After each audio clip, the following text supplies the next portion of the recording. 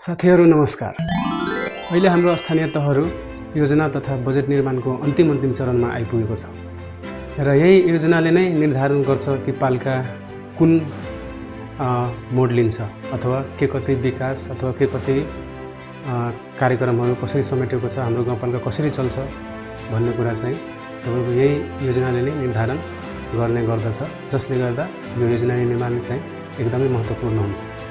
र म कुरा गर्छु हाम्रै करैयामाई गाउँपालिकाको। र त्योभन्दा पहिला हामी बुझौँ योजना तर्जुमाका चरणहरू, जुन कि तपाईको योजना तर्जुमाका चाहिँ 7 वटा चरणहरू चाहिँ हुँदो रहेछ। र म ध्यानाकर्षण गराउन चाहन्छु हाम्रो चौथो चरणमा, जुन कि वडा स्तरमा योजना प्राथमिकीकरण भन्ने रहेछ। त्यो भनेको चाहिँ तपाईको वडामा चाहिँ वडाभरिका वडामा जतिवटा टोलहरू छ त्यो टोलभरिकै बुद्धिजीवीहरू बसेर योजनाहरू चाहिँ प्राथमिकीकरण गर्ने हो। तपाईको कुन योजना चाहिँ एकदम अति आवश्यक छ त्यसलाई 1 नम्बरमा 2 नम्बरमा त्यसरी प्राथमिकीकरण गर्ने हो। र यो कार्य तपाईको जेठ 15 भित्रमा गरिसक्नु पर्ने हुन्छ। र मलाई लाग्छ तपाईको हाम्रो करैयामाई गाउँपालिकाको सम्पूर्ण वडाहरूमा चाहिँ यो चरण चाहिँ पुरा गरिसक्नु भयो होला। र त्यसैगरी चाहिँ म ध्यानाकर्षण गराउन चाहन्छु हाम्रो यस करैयामाई गाउँपालिकाको आर्थिक वर्ष 2082-83 को रातो किताबमा। यसको तपाईको रातो किताबको 25 नम्बर पानामा पुग्नु भयो भने त्यसको 20 नम्बरमा हेर्नुस् त,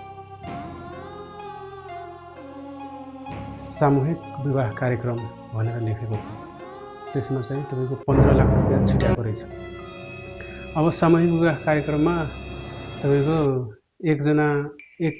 एउटा दाम्पत्य विवाह गर्दा पनि यसपालि चाहिँ हाम्रो 15 लाख रुपैयाँ खर्च भयो। किनभने तपाईको व्यवस्था तपाईको मण्डपदेखि लिएर हरेक थोक त उति नै खर्च गर्नुपर्ने भयो होला, जसले गर्दाखेरि तपाईको यस्तो योजनालाई अलिकति मोडिफाई गर्नुपर्ने हो कि अथवा यसलाई चाहिँ अब कुन तरिकाले चलाउने यसमा चाहिँ ध्यान दिनु होला। मैले चाहिँ त्यही आग्रह गर्न चाहन्छु। र यो समय चाहिँ हाम्रो पालिकाहरूको चाहिँ अति नै महत्त्वपूर्ण भएको कारणले गर्दाखेरि चाहिँ सम्पूर्ण हाम्रो गाउँपालिकावासीहरूसँग अनुरोध गर्न चाहन्छु, हाम्रो कस्तो योजना बनाउँदा चाहिँ हाम्रो गाउँपालिका चाहिँ सही दिशामा चल्छ त्यो हजुरहरूले चाहिँ के कसरी हुन्छ आफ्नो सल्लाह दिनु होला।